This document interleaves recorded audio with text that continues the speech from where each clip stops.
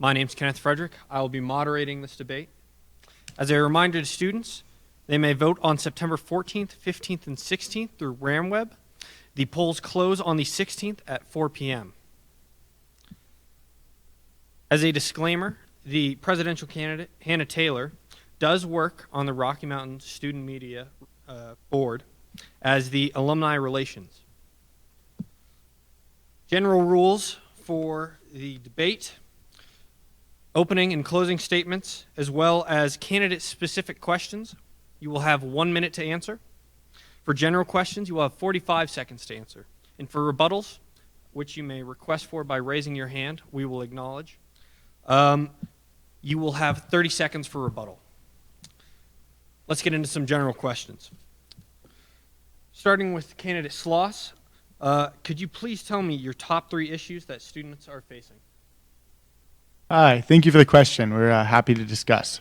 Unfortunately, Mkay can't join us tonight. He's recovering from a surgery, but he's watching from home and participating every day in our campaign. Together, me and Mkay hope to bring 3 new novel changes to campus. We think these issues are specific to what's happening today and the challenges that students are facing. To us, that represents supporting you, the students, in your mental health and increasing the access to resources. Additionally, we hope to bring unity to our community. That means implementing a diversity and inclusion training module for all students, as well as revising our code so that we can better support this community.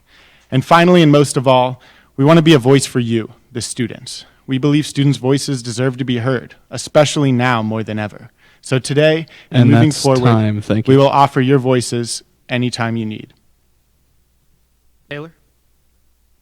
Hi there. I think that the 3 big issues that students are currently facing are the financial, mental, and physical externalities from COVID. Students are struggling. Students paid a ton of money last semester in tuition and student fees that were services that were not given to them. We also think that a big problem that students are facing is that when they have an issue with something, they are not able to go to their student government because a lot of students don't even know what ASCSU is. So that's something that Noah and I plan on fixing. Also, we think that a big problem is the lack of transparency with where student fees are going. A lot of students don't know how much money they lost last semester, and our goal is to let students know so it can't happen again. Thank you. The 3 biggest issues on our campus right now are diversity and inclusion, textbooks, and transparency. We need to make sure that we're truly providing a sense of belonging to every student on campus. Our first initiative, if we're elected, is to write a definition of hate speech within the Student Code of Conduct. For open educational resources and textbooks, we want to ensure that textbooks are affordable for students. And transparency, you should have the right to know who represents you and who's voting on your student fee and tuition money. And we're going to make that accessible through an app that we plan to create to hold us accountable. Thank you. Kenya. I just want to say thank you all for tuning in. I really agree with Jasper's point about restoring unity in our community, because that's our biggest campaign issue. We want to restore unity in our community because the political divisions on our campus have boiled over for far too long. And we want students to get involved on campus and really connect based on our humanity. Now, the second thing we're running on is bridging the gap between the students and the university administration. Now, why do we want to do this? If we form a partnership and a connection with the administration, they have the power to more easily lobby on our behalf and give us a voice. Okay, the final thing is promoting Rams Against Hunger on campus. And the reason we want to do this is because a lot of these programs don't have the marketing. Time. Thank you. Yep, thank you. Could I please get opening statements, starting with you, Tovar? Sure. Hello, my name is Diego Tovar. My pronouns are he, him, and his. Now, I'm passionate about you being your next student body president because I think that every student on this campus deserves a feeling of belonging, a feeling of financial security, progressing CSU sustainability initiatives, and making sure student government truly is accessible to everyone so every voice can be heard. I'm qualified to be in this position. I'm president of Minorities in Ag, Natural Resources, and Related Sciences. I'm president of Warner College Council. I'm a senator within ASCSU. I'm a Warner College ambassador that focuses on diversity and inclusion, and I'll bring that same passion I have in all those positions to the presidency. Rachel and I's campaign we are the best candidates up here because we have issues related to belonging, equity, sustainability, and transparency laid out and open and tangible for everyone to see. Taylor? Hi there, my name is Hannah Taylor. We want to start off tonight by expressing how thoroughly disappointed we were when the elections were postponed to the fall, just because we saw last March how many problems were flooded into students' lives last year, and there was inadequate representation in solving those problems. But on the bright side, we're here now, and we have been preparing the past couple of months for this exact moment. And so now we're ready to get into office and provide students the representation that they've been deserving since March. Thank you. Pena? When I came to this university, I did not want to stay here. In fact, I was fully planning on leaving. But within a week, that changed because of the community that I saw here. On my floor alone, so my first time here on campus, I actually hurt my ankle really bad. And I was watching Ram Welcome from the 12th floor of Durward Hall. And the students on my floor came to my side, and they gave me the community I needed. They gave me the support I needed. But over time, I saw the divisions on our campus, and I saw the unfortunate amount of hate. And really the whole reason why we decided to run is because we want to bridge the gap and get rid of that hate. We want to restore unity in our community. Sloss? My name is Jasper Sloss. Mkay and I believe that CSU is not facing some end of the world challenge or some novel thing that we cannot handle. Myself and Mkay, having served on the past administration, believe that we're in a place to build upon the past, to bring something new to the table, and to challenge the new and novel challenges, yet not impossible, that we face today. Together, me and Mkay know that our past experience is going to make us able to make the change and the move forward in the way that CSU needs us to do. That means increasing access to resources for students. It's not about taking away what we have and building anew. It's about adding on and increasing the knowledge and accessibility of those things that are already in place. It means opening up new ways to support students, new ways to hear their voices, and new ways to make CSU students feel at home on our campus. As a reminder to viewers, you may submit comments and questions in the YouTube live stream, and we will get back to those after our intermission at halftime. With a shortened term, what is your timeline on your initiatives, starting with you, Pena? That was a great question. So the first thing we want to address is our plan for unity for our community. So we have a plan, specifically like a sub-plan, called No Rams Left Behind, where we want to get students more involved on campus. We want to get students engaged in volunteering opportunities, and we want to get more university-wide Zoom events. Just like last year, for example, like when Susan Rice came to campus, we want prominent speakers from around the world to still come and speak over Zoom. So in terms of timeline, we want to have that done by the first semester. We want to get students as involved as possible through the Involvement Advising Program and volunteering opportunities here at CSU. Taylor? Hello. So we have a plan to go as soon as we get into office to start working to complete our platforms. So the first platform that we have is COVID relief, and we think that needs to happen as soon as possible because students are currently struggling. So the first part of that platform is to create a COVID relief fund for students. So we'd have to work with other departments at CSU to collect those funds and then donate them to the CSU Financial Aid Office, where they are able to disperse those funds to students in need right now. And then under the COVID relief platform as well, we would create a committee to hand out things like hand sanitizer, masks, and thermometers so that students are able to accurately fill out their daily symptom checkers. Then we would move to transportation and expanding free two-hour parking throughout campus. And then That's time. Thank you. Stop. Thank you. Sloss? Our work begins day one. All of the platforms that we have promised are things that we know are tangible and can be followed through on without debate. So that means when we step into the office on the first day, we begin a makeover of the ASCSU website. We increase accessibility and increase awareness about what ASCSU does and how it supports students. Our work supporting mental health resources. From the get-go, we meet with Joyce. We can start discussing a university policy to support mental health in syllabi across campus. Immediately, we can start advertising the opportunities and resources that the health center offers. In terms of our codes, we can continue to revise those any day that we step into office. So for us, it starts on day one. And then Tovar? We're not even worried about a short term because all of our platforms are tangible and can be happen immediately once we're in office. The first thing we're going to do is create a definition of hate speech, and we're going to open town halls so students have input, so we're truly making an equitable definition. Additionally, Rachel and I, since being on campus back in 2018, have met with the CSU Police Department, we've met with the library, Career Center, SDPS offices, directors of diversity and inclusion, student organizations, because we've already made those connections before we even decided to run, because that's how much we care. And so if you vote us, you already are voting someone who has those connections to get those platforms done that we have listed out. Thank you. How do you plan to support student engagement in the upcoming election? Starting with you, Tovar. For sure. So as president of Minorities in Ag, Natural Resources, and Related Sciences, I am far familiar with outreach.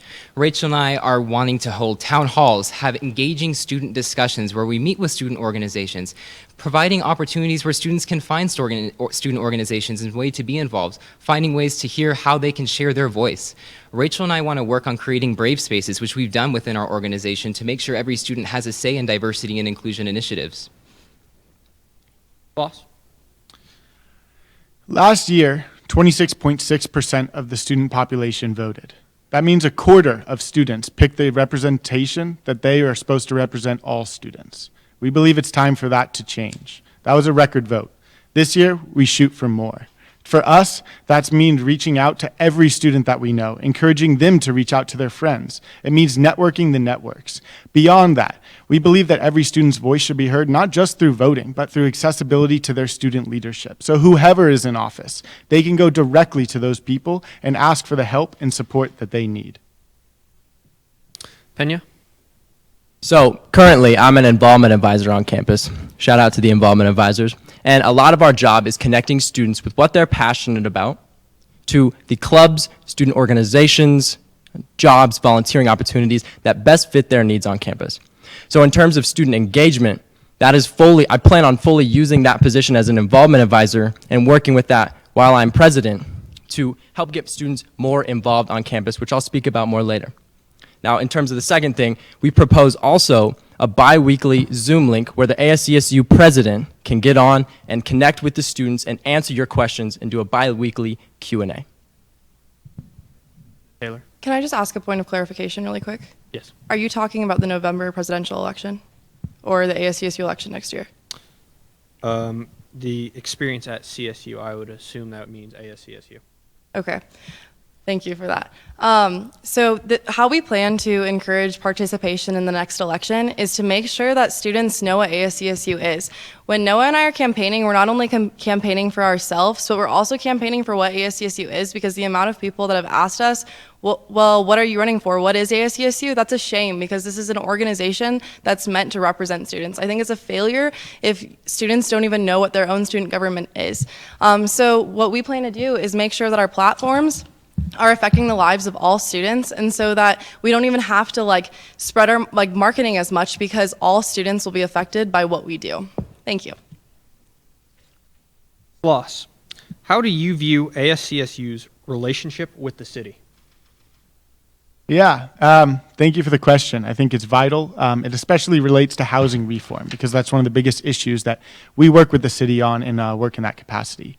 Mkay, my running mate, served as in community affairs and governmental affairs this last year and worked closely with city officials. Our goal is to continue to maintain that relationship between ASCSU and the government. A lot of the change that students ask for and need support on is not just coming from internally ASCSU as a body or administration or CSU's policy, but it's coming from local and state law. And we believe that it's vital for us to work together to help support students in any way we can. So for us, that represents maintaining a relationship and continuing the work on housing reform and creating affordable housing for students. Pena? Not only do we want to work with city officials, but we want to work with the administration directly themselves. That's part of our plan to bridge the gap between the students and the administration of this university, because we understand that if we form a strong relationship with the administration, they have huge and just immense lobbying power among city officials, and therefore we can more easily get our voices heard with that.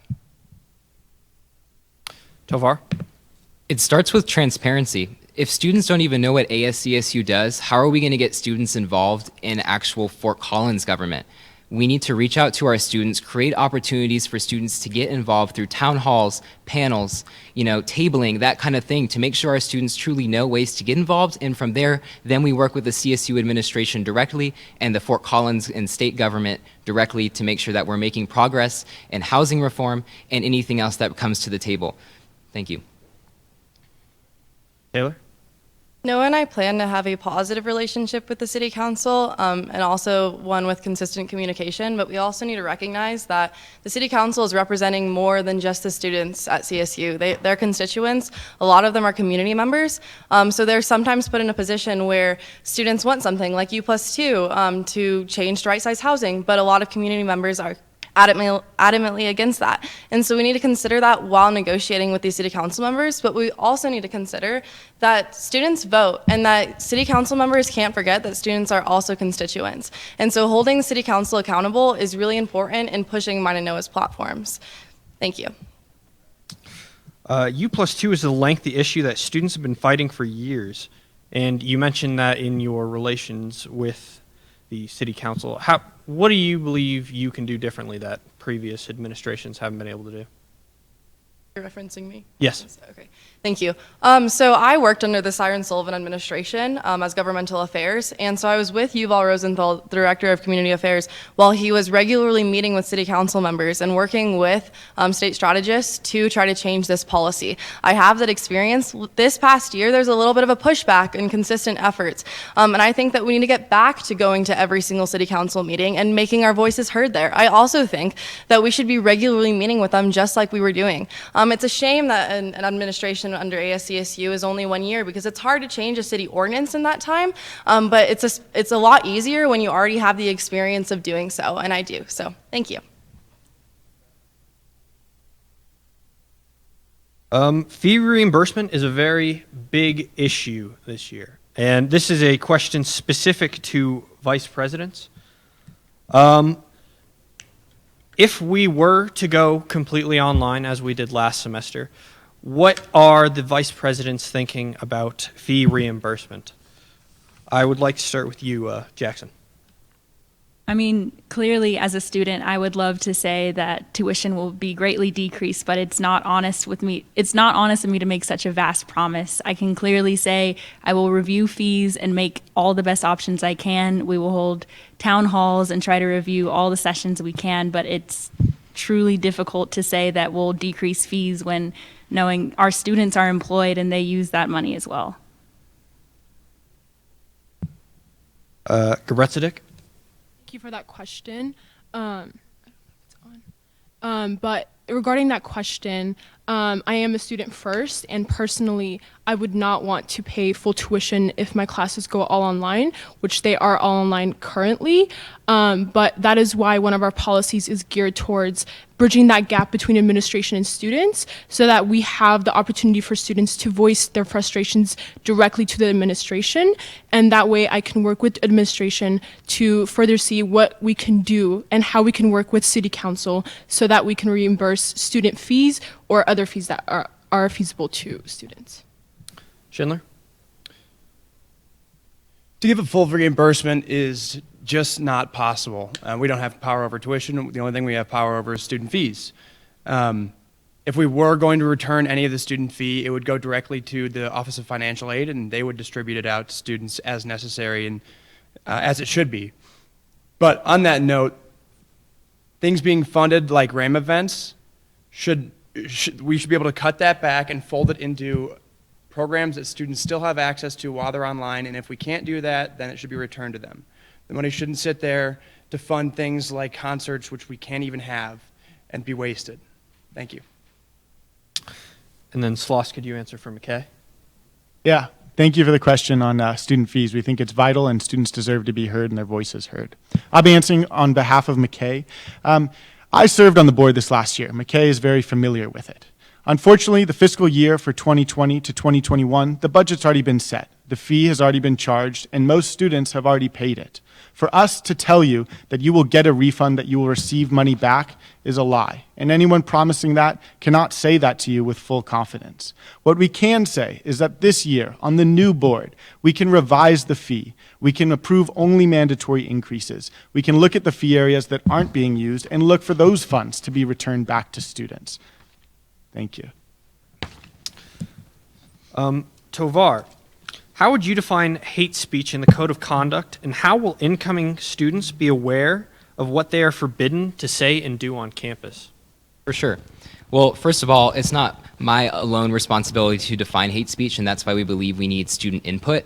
This is not a Rachel and I make a decision what hate speech is. It's about creating a student environment where we all decide together and moving forward on stopping verbal bullying on our campus. You know, I'm not limiting what you're saying, but bullying is bullying. Verbal bullying, verbal discrimination, being rude to someone based on how they look, their views or their values, is bullying. And students should have an avenue, if done so, to be educated on why they were wrong. Thank you. Sloss, in regard to COVID-19, you say that you will encourage safe measures on and off campus. Could you please clarify safe measures, and how will you encourage them? Yeah, thank you. First and foremost, we believe in student safety and health. This last spring, I interned directly for the Vice President of ASCSU, and on her behalf, served on the Social Norming Task Force with administration this summer in planning health messaging for students. 2 weeks ago, I did a takeover to encourage that messaging. What that means for us is that students that come to campus engage in the safety measures not to necessarily protect themselves, but to protect their friends, their peers, and their faculty. We're all at risk from the dangers that COVID presents, and we believe that we can work together to prevent the spread. That means students wearing masks when they're on campus, when they're out in public. That means engaging in the safety behaviors like standing 6 feet apart when you're outside and not wearing a mask. It means avoiding large gatherings. And unfortunately, as college students, that's not something we love, but it's the reality we face, and we have to check ourselves and prepare to be able to face that. Thank you. There are signs and warnings and reminders all around campus kind of about wearing masks and social distancing. Do you have any specific plans on how to better enforce that or raise awareness? Yeah, we believe that increasing the access to these engagements and the notifications and the information on what would be proper health messaging is what's going to help students the most. Students shouldn't have to waste their time researching and finding out what it takes to properly come to campus, to properly support themselves. So for us, that represents adding information both on Canvas and on RamWeb so that students can easily receive the information about what it takes to come to campus and to stay safe and to avoid spreading COVID. For us, that would also be increasing access to some of the resources to do these things, like filling out the COVID symptom checker. Students shouldn't have to research that link and go look for it to find it. It should be easily accessible, and we plan to make that happen. Tovar? Yeah, I would just like to make a point. You know, it's important that we do add those resources, but how do you keep students accountable on actually filling out that tracker? How do you make them look at those signs that say wear masks? It goes beyond just providing more materials, but by going above and beyond to create student engagement and working with students directly. And as president and vice president, Rachel and I will engage with the student community and reach out to student organizations to make sure they're following protocols. Would you like to review that? All right. Pena, your campaign includes the phrases, please, no RAM left behind and bridging the gap. Can you kind of expand on what that means and how you plan to keep that promise? Absolutely. I would love to. So No Rams Left Behind is basically an initiative we want to take to get, we want to highly incentivize involvement advising on campus so that no RAM is left behind. Okay, so basically we want to get as many students involved in that involvement advising program that I was talking about earlier, connecting students' passions to a club or organization they're interested in, so that they're not left behind, so they don't feel unwelcomed or left out or lonely on our campus.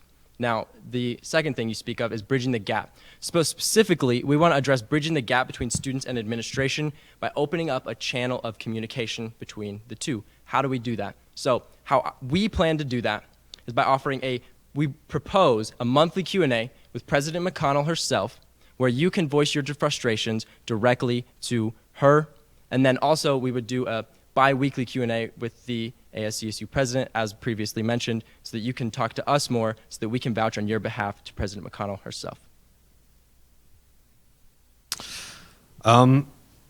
This is for all candidates, kind of expanding on that. How do you plan to support how will you represent students in a virtual environment? Starting with you, Taylor. Yeah, absolutely. So I think that's a great question. I feel like a lot of students did feel disconnected from the university once we went online, and we always have to be prepared for if we go online again. I think that Noah touched on it a little bit, but we want to make sure that the student fees that students have paid for are, like the services that they're paying for are still being provided for them, whether it's through online resources, but we want to make sure that we're still providing opportunities for students to be engaged and involved and still feel like a CSU student and not a Zoom student when they're fully online. Thank you. Sloss? Yeah. We believe that our number one job and our number one role as president and vice president is to elevate student voices. That means hearing students. That means listening to students. That means reaching out to students to make sure that they feel that they're being heard. For us, that means increasing the accessibility. That means hosting regular office hours for the president and vice president to hear student concerns. That means regularly engaging with different populations of CSU to make sure that your concerns are heard. Our needs, our ideas, our thoughts about what you need are not more important, if not less so, than students that aren't represented in ASCSU and deserve that voice and those needs and those concerns to be heard. Thank you. Tovar? Would you please repeat the question so I can answer it correctly? How do you anticipate representing students in a virtual environment if we were to go all online? For sure. So, with Rachel and I being a part of many student orgs already on campus that I've touched before, we've done this. We've reached out to students within our student organizations, providing opportunities to engage in town halls, engage in activities such as, voicing what they want to see us do within our organizations, and we'll bring that same passion and energy to the ASCSU presidency and vice presidency. Additionally, Rachel and I are working on initiatives that need the student voice. We're not going to hide in our office and pretend that we're not a part of the student community. We're going to be out there. We're going to be involved. We're going to, hold frequent times where we walk around campus, address issues, and provide opportunities for them to share their opportunities through the app we plan to create on transparency and holding us accountable if we are to be elected.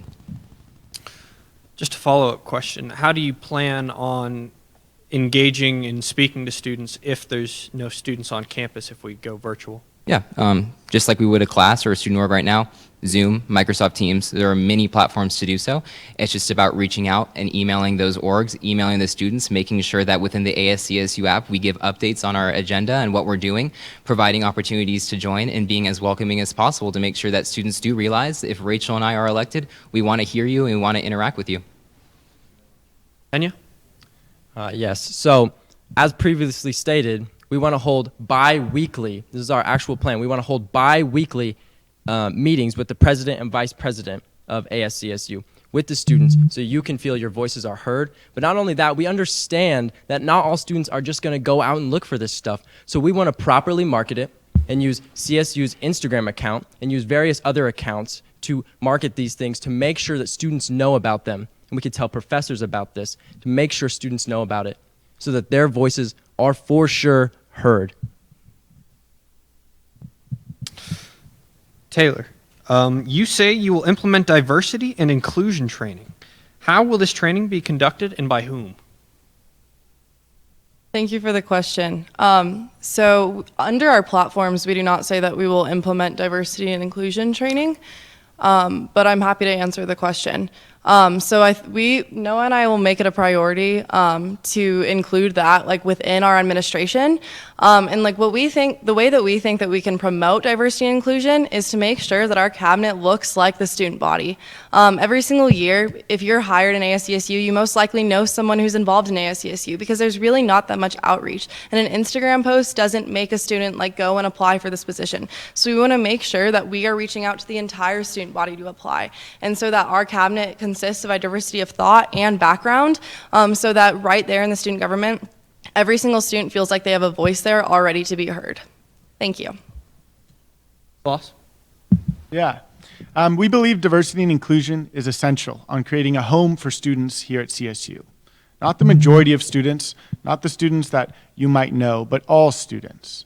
For us, that would be a few different measures. One of them is implementing some kind of diversity inclusion training, the same way that we hold alcohol EDU modules and the same way we hold sexual assault prevention EDU modules. Those are vital to maintaining the community that CSU expects from its students, cultivates, and promotes. We believe diversity inclusion is just as much a part of that, and that all students coming to join our campus should understand the values that we hold so dear to make CSU not only a home for all students, but a place that they can be proud of. Thank you. Thank you. Tovar, on average, how much funds are left in rollover into the new year? And why is a scholarship that might only benefit a few better than putting the excess money into infrastructure and other options that could equally benefit all students? For sure. So student fees that roll over should go to the students. They shouldn't go to buildings. Second of all, there are a lot of students on campus who are in very tight financial situations who need that money because of COVID and the economy currently crashing and other issues that need to be addressed for students to stay afloat and stay in school to complete their degree to ultimately get a career. That's why we believe it's important to offer small, low amount scholarships to provide that financial relief so we can make sure students can get their next meal. They can buy their textbook. They can pay rent so they can live and live on campus or live off campus wherever they're doing to keep learning, because that's what we're an educational institution, and we need to keep that going. We need students to be part of the institution. Pena, you mentioned addressing food insecurity on campus. Where will these funds come from, and how do you plan to use them? So here's the thing. There are already programs installed on campus that we can use right now. Okay? SNAPS, for example, is not funded directly by our university, but is funded by the state. If you are on work study, you automatically qualify for the SNAPS program. They provide you $100 to $200 a month. That has nothing to do with the university. All I want to do is market those properly, which we can do in a very cheap manner. For example, using the CSU Instagram. For example, using word of mouth through the professors. This doesn't cost any money because these programs are already in place right now. Another great example is the Food Bank of Larimer County used to come once a month. This semester, they come 3 times a week, Wednesday, Thursday, Friday. And because of that, we don't need to spend any money. We don't need extra funds. We just need to market these things to let students know about them so we can all work together to end food insecurity on our campus. A 30-second rebuttal from Tovar. Sure. I just wanted to clarify that not everyone has an Instagram, and we should work on being as transparent as possible within the student body and reaching out in other ways as well. And then going off the food insecurity options already in place, I totally agree that they need to be more transparent, but I think it's also an addition of working and finding new solutions that aren't working right now to progress positive change for our campus. A 30-second rebuttal from Pena. Yeah, just quickly, I wanted to mention, I didn't just say the Instagram. I also mentioned how we need to use word of mouth through the professors, because through the professors, if we work with them directly, we can reach every single student on campus. We just need to be persistent in our efforts. Sloss, what does ensuring student health and safety look like to you? Thank you for answering the question, or asking the question. We believe that students should feel safe and heard when they come to campus. Students are asked to come to classes in person and not just in these hybrid online formats. Students shouldn't be forced to come to campus if they don't feel safe. So our goal, our primary goal, is making sure those students that are coming to campus feel safe, feel heard, and feel like their concerns are being met.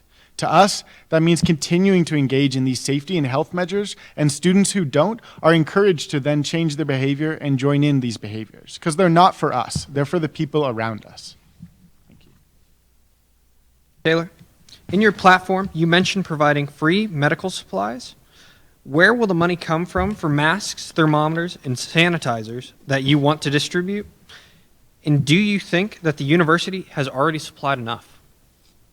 Thank you for that question, because this is really important. So the money would come from, it would be in the Department of Health within ASCSU's funding. And no, we don't think that the university has done nearly enough. Students are required to wear a mask to go to class, and the university has not been providing nearly enough, along with hand sanitizer. And then thermometers, the university is expecting students to fill out their daily symptom checkers every single day before getting on campus, but not providing thermometers for students. And so we think that students shouldn't have to buy these things, or it should be a financial burden for students so that they can go to class and learn, which is what you're supposed to do when you go to school. So thank you. A rebuttal from the candidates, starting with Pena. I just had a question. Do you know if ASCSU, the Department of Health, has the funding to provide PPE for every single student on this university, which you claim in your Instagram account? Schindler.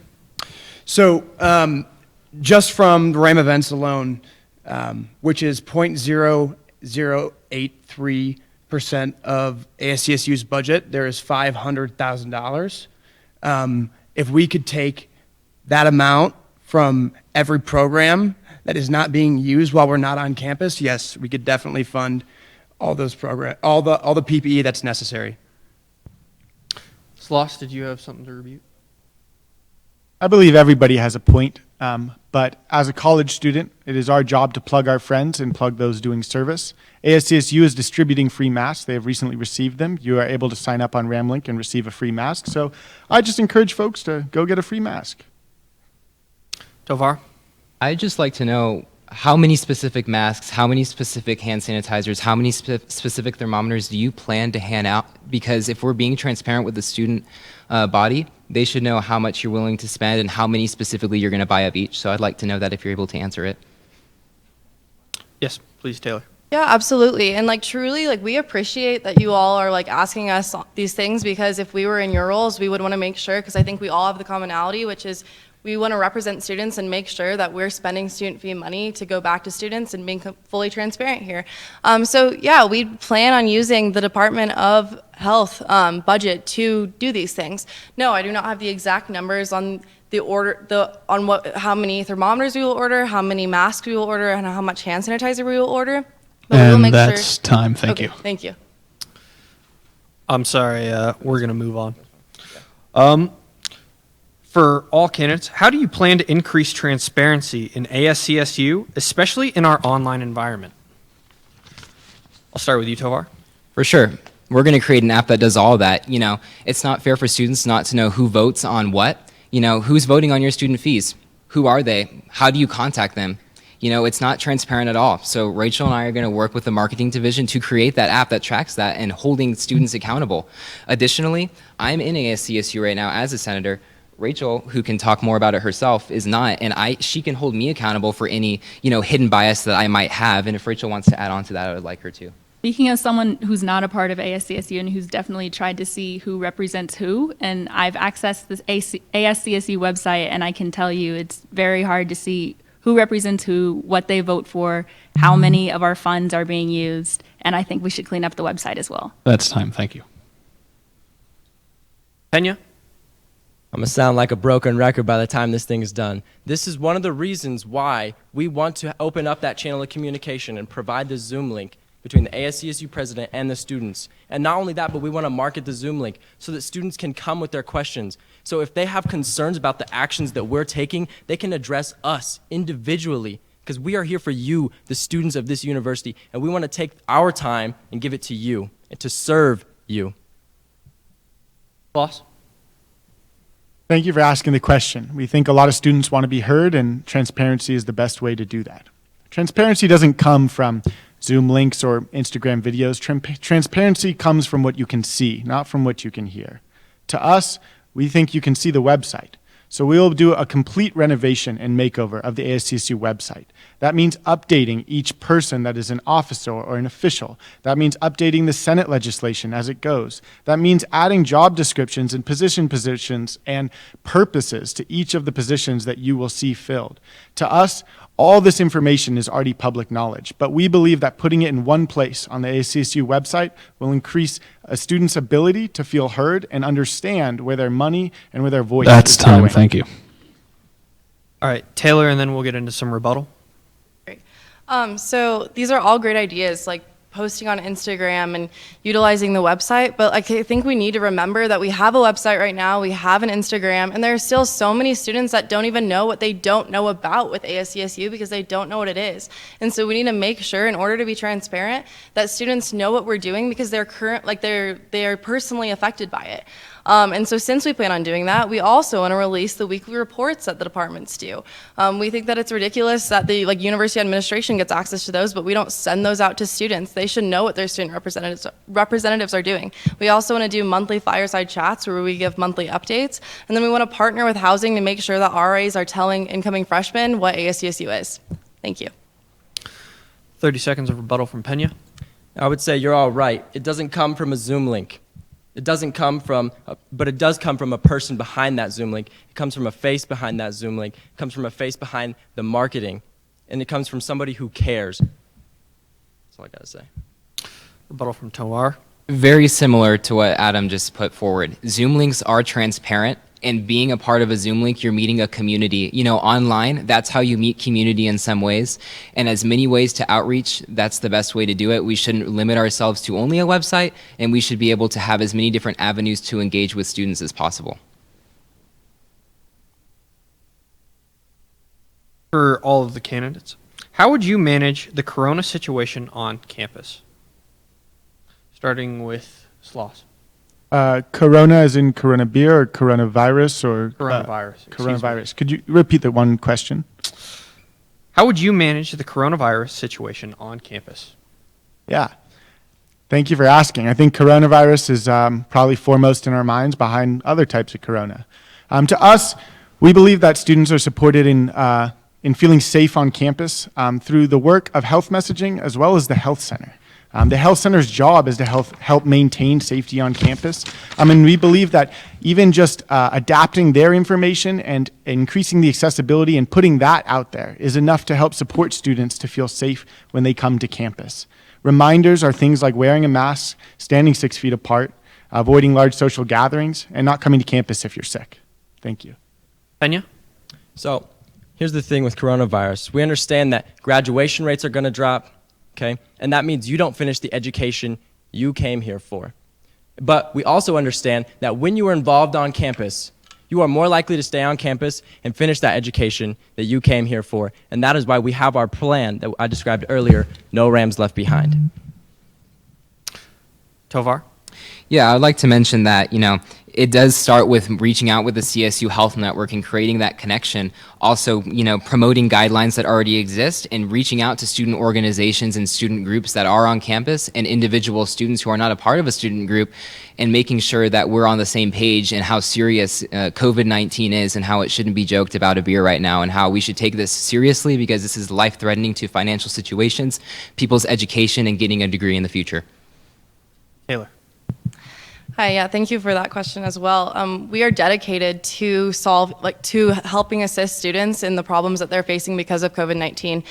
So regarding the thing that I talked about earlier, which is handing out hand sanitizers, masks, and thermometers to students, it's like the food pantry. We do not have the exact numbers of snacks that we would provide in this food pantry, but we want to make sure that all students have access to masks, thermometers, and sanitizers that need them. So if that means reallocating funds and moving funds around within ASU's department, then so be it, because we want to make sure that all students have access to those things. We also want to create a COVID relief fund, and we've spoken with student body presidents that have done that around the country, and we think it's possible to bring to CSU. Thank you. For candidate Tovar, what will the process for those accused of hate speech to determine if they are guilty of violating the code of conduct? Will they receive a trial, and if so, who will decide their fate? And finally, what will be the punishment? Will that be at the discretion of those who determine the guilt? For sure, yeah. Once again, I'm going to work with students and Rachel to actually create a definition. I'm not creating this definition by myself. So once I work with students to create a definition, I'd be happy to tell you the exact process of what specifically guidelined out, because it's not fair for me to say, what the exact definition is if I'm not getting student involvement, because that's not transparent, and that's what student government lacks right now. In terms of process and how it would be, gone about, the same process for the cheating code, or domestic violence, or dorm to dorm roommate violence or verbal abuse. The same process goes through that. We care about education. We believe that students who do commit this bias on our campus should have ways to, educate themselves and be able to further progress in our society. Our goal is not to outcast anyone either. Our goal is to make sure that every student understands that everyone's unique identity brings something to the table, and we should celebrate that. I would like to also add that the definition of hate speech is not something that's foreign. Other universities That's time. use Thank it. you. A quick rebuttal from Taylor. Yes. While I do appreciate that there are a lot we have a problem with the culture that we've created on campus, and that there does need to be a solution for that. But I would say that running on the idea that you are going to outlaw by the code of conduct certain words, but not create an actual list of those words while you're running off of them, and not explain to students what words you're going to prohibit, isn't being fully transparent with students. I 100% disagree with that. You need student involvement to create a student code of conduct. For instance, if Rachel and I made a definition, these words are prohibited, how is that transparent to students? How are students hearing hearing the concerns of what the definition should be? So I 100% disagree with that. Student involvement is very important in writing the definition of hate speech to make sure every single voice comes to the table and can bring forth what they want to bring forth. A quick rebuttal from Sloss. Yeah. I, too, along with Mkay, believe that our community should stand for some values. And I believe a revisal of the Code of Ethics and the Code of Conduct is a great way for us to reinforce some of those ideals.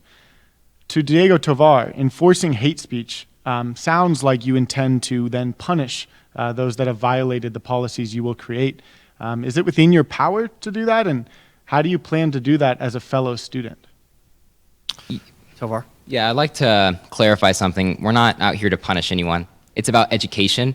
We're a campus of institution of education, and it's about understanding bias and discrimination is a real issue on our campus, and it needs to be addressed. It's gone far too long, and Rachel and I are going to work on bringing a sense of belonging, equity, sustainability, and transparency, all four of those, to make sure that every student voice is heard and respected on our campus. A question for all of the candidates, starting with Taylor. How do you plan to interact with incoming freshmen? Yeah, so I talked about it a little bit in the last question, but we want to partner with housing so that RAs are telling students in their hall what ASCSU is, and so that if students have a problem with something on campus, they know exactly where to go to fix it. Thank you. Pena? So we want to work with a lot of the first-year seminars, classes at our university to basically get them into involvement advising. Like I said earlier, I can't hammer these home enough, because that involvement advising will connect you with your passion to a club or organization on campus. So if we get as many first-year students as possible, who, by the way, are feeling lonely and they don't have, they haven't gotten the chance to be involved on campus because, unfortunately, that's just the state of where we're in right now. Okay, so that is why we want to work with all those first-year seminar classes, and we want to get them into those programs so we can help them out and connect them directly to what they want to be a part of. Sloss? Thank you. To first-year students, welcome. We're glad that you chose our university, and we're glad that you chose this year to come join us. To us, outreach to first-year students is a unique opportunity. This is the first time in recent history that first-year students have had an opportunity to vote for the administration that represents them in the first year on campus.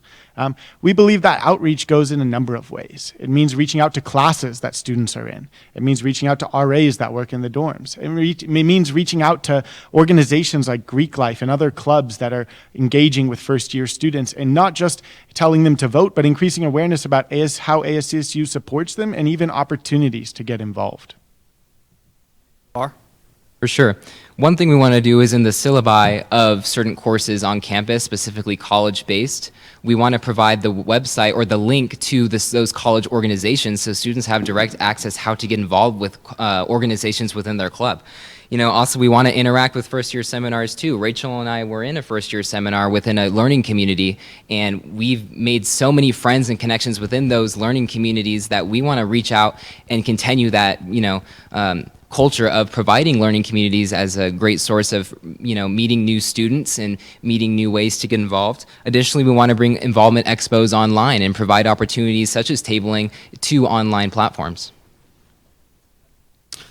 For Pena, how will you address and act on concerns students share with you about concerns with administration? So, fortunately, I know that as president and vice president, we would have the opportunity to meet directly with the president.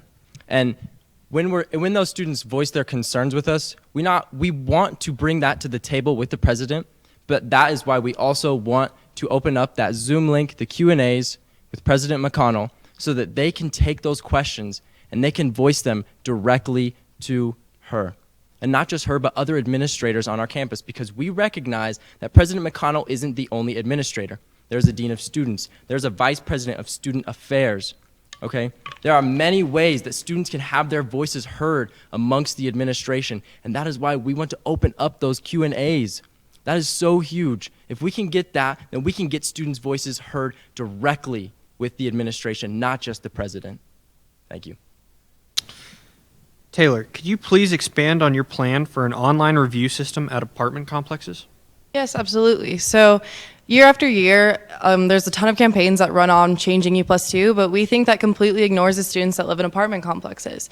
So we want to create a standards, practices, and review board that we post on the ASCSU website and work with other campus organizations to get it posted on there as well, where we're able to only allow students with their student ID to import their review of the apartment complexes that they've lived in, so that when a student is looking to sign a lease with an apartment, they know that they're reading honest student reviews, and they're not worried about the administration of these apartment complexes filling out these reviews, but they know that they're from other students, to try and avoid students continue to fall for unfulfilled promises from these apartment complexes. A quick rebuttal from Tovar. Yeah, I'd just like to ask, have you reached out to apartments, and can you name all the apartments around Fort Collins that you plan to add to this list to be transparent with the student body? Schindler. This is not a list that we're going to write down. This is a place for students to come and give their reviews based on whatever apartment complex they've lived in. Rather than trying to create a wide range, this will be a totally open review system for students. Taylor? This is about holding the apartment complexes accountable. We're not trying to work for the apartment complexes. Tovar. I totally agree. I'm not trying to work for the apartment complexes at all either. I just wanted to see if they knew specifically about the feedback they expect to get, if students are interested in actually using this program and that kind of thing. Speaking of specifics, Tovar, you talk about enacting a Your Rights training, partnering with organizations across Colorado to do this. Which organizations have you planned with or have planned to talk with? Yeah, we plan to talk to all sorts of organizations throughout Fort Collins, the state, and as well as using resources from other colleges in Colorado. I'm being transparent with you, and I'm not naming a specific place that we have planned because I want to reach out with students to discuss and working with Colorado colleges that already have these in place and working and creating a coalition to provide Know Your Rights training so every student feels ready if they're in a situation where they may face bias or being ready to know their rights. Thank you. For all of the candidates, how do you plan to enact your agendas, starting with Sloss? Yeah, thank you for asking specifics. Mkay and I believe our platforms and our policies are unique. We believe this because our experience in ASCSU means we know how it works, and we know how to enact the change that we intend to make. That means no empty promises, no false hopes for things that will change. That means the three things that we are campaigning on, that we are promising to students, we know we can do. And all that we need is the ability and the position to make that change. For us, that's instant change. From day one, we'll be able to make implement these changes, like supporting students in mental health and increasing their access to resources, and restoring a voice for students in ASCSU so that their needs are adapted to and heard. A rebuttal from Tovar. Yeah, you mentioned change a lot. I was just curious, what change do you plan to impact first, so that way students know?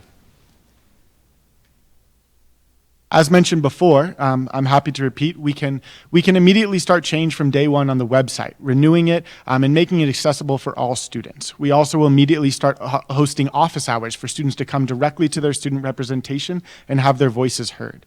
We can also immediately start meetings with Joyce to begin policy on campus to support students in mental health, both in the syllabi and through the health network. We can also do a number of other things, and those will all continue to start on day one.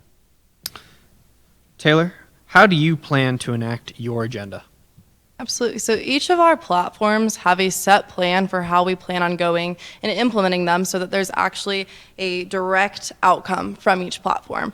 We're not running on hypotheticals. We're running on, this is what we want. We want students to have access to masks, thermometers, and hand sanitizers as part of COVID relief. We want students who are financially struggling to apply for our COVID relief fund. We want to expand transportation in innovative ways so that students aren't worried about the affordability of transportation, or that, like with bus capacity limits, that they're worried about the safety of their health if they get on the bus. We also want to encourage the accountability and affordability of housing in Fort Collins.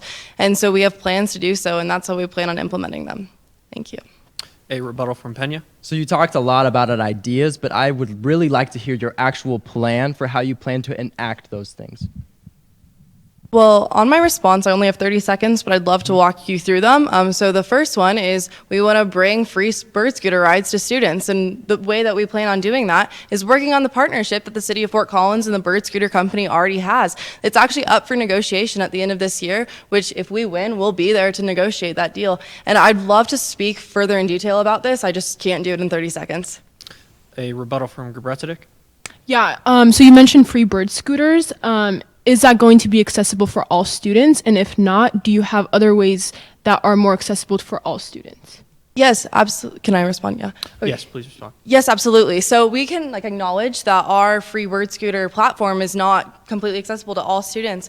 So that's why we also included that we want to expand free 2-hour parking throughout campus for this year, because the argument from parking services is the demand is too high, so the price of parking can never go down. But this year, less than 20% of students are on campus, so we think we can make that happen this year. All right, a quick rebuttal from Pena and then Tovar. On your most recent Instagram post, you talk about lowering student fees. So how do you propose that we are going to get free bird scooter rides for every student at CSU and lower student fees at the same time? Are you planning on allocating student fees to get those free bird rides? Schindler? I believe the Instagram post you're referring to is where we talked about the money lost between in-state and out-of-state tuition in the shift online. Nowhere in that post do we talk about lowering tuition. That's not in our power. What we really were trying to voice there was the fact that we understood that students were at a loss and that we were frustrated as well, and that we think that there could be better use of ASCSU's time than just allowing these things to happen without voicing it. Tovar? Yeah, I'd also like to know, how do you plan to provide students safety equipment such as helmets and knee pads if they want so? Also, how are you going to keep handlebars sanitized during a time of a pandemic? Additionally, for traffic, how do you plan to hold that accountable with biking and cars on our campus as well? And do you plan to create more scooter racks like we have bike racks to make sure, there's places for them to park? And how do you plan to pay for that? Yes, absolutely. So that's a long question for 30 seconds, but bird scooters are already on campus. The thing is, you don't need a bird scooter rack since they operate as soon as you sign in. We're not worried about them getting stolen. But yeah, the safety precautions is a really good point. We'd have to work with the scooter company to solve those, just like they do with other partnerships that they have. One final rebuttal from Pena and then one final rebuttal from Taylor. Just to be totally clear, we didn't say tuition, Noah. We said student fees is what you mentioned in the video, just to be totally clear. Can I respond? Yeah, we didn't mention student fees in the post. In the video you're talking about, the same thing. We just said that you lost that money when we shifted online because you no longer had access to the programs. And we want to make sure that since we are in control of the student fees, that we are handling those responsibly. And yes, we would be using student fees because ASCSU's budget is already set. So when we're talking about lowering the student fee, we're talking about informing plans of reallocating for next year. Thank you very much. We are about to go to a quick 15-minute intermission. Just a reminder to those watching at home, you can submit questions in the chat section, and we will be asking candidates those questions after this 15-minute intermission. Thank you.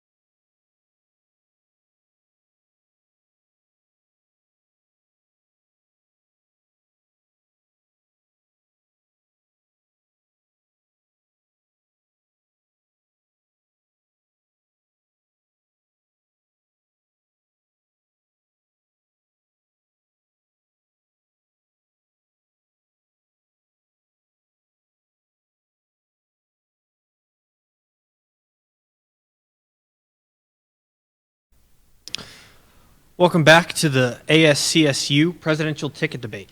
I'm Kenneth Frederick, the moderator.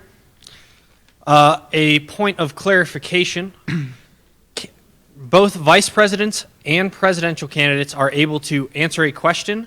It is only that VPs and presidential candidates share the time. So if you have 1 minute to respond to a question, that is split between both the presidential and vice presidential candidates. Now, this segment is about answering questions by the students from the students. Starting off with a serious matter, starting with you, Sloss. What is your favorite flavor of Jolly Rancher? Welcome back. It's a difficult question. I think I would need to take time to answer it. But on air, I might lean towards blue raspberry. Thank you. Pena? Favorite flavor of Jolly Rancher? That's correct. Probably green apple. Just tastes nice. It's like a nice sour and sweet. You know, it kind of hits you from both angles. You know, that's pretty much it. Plus, I like that nice green. Taylor? Probably blue raspberry. What about you, Noah? I'm going to have to err on the side of cherry. And Tovar? I'd also say cherry, but I hope we can continue the conversation on how we're fighting for the student voice instead. Absolutely. Forgive me, I was just trying to loosen the candidates' nerves. Now getting back to questions from the students in the comments section. Students would like to know, where will COVID relief funding come from specifically? Starting with you, Tovar.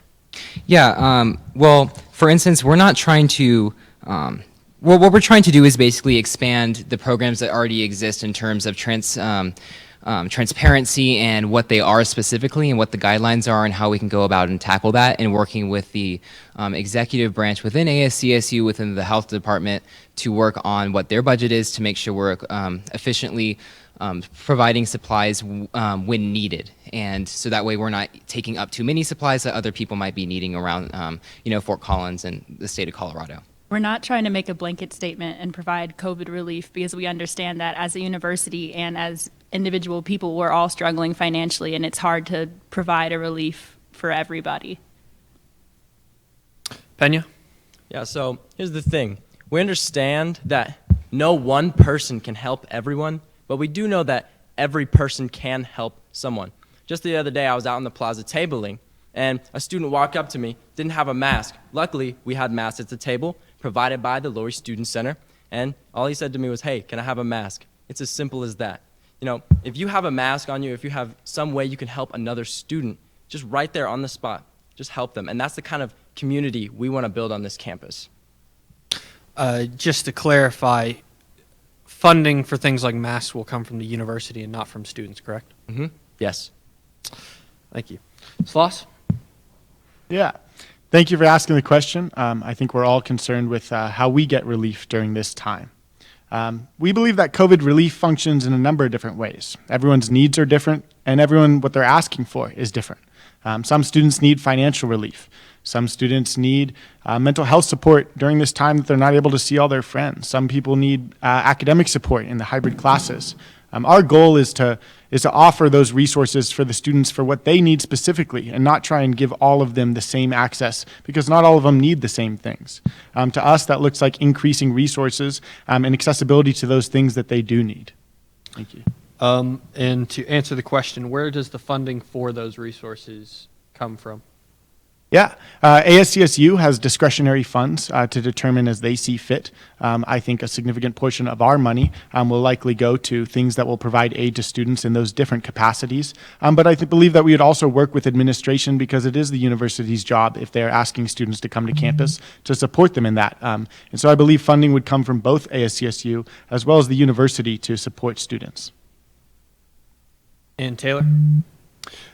So, like I mentioned earlier, I think that a lot of that fund can come from things like RAM events, some of the budget for the LSC, as well as athletics, which are no longer in use while we're in this online platform.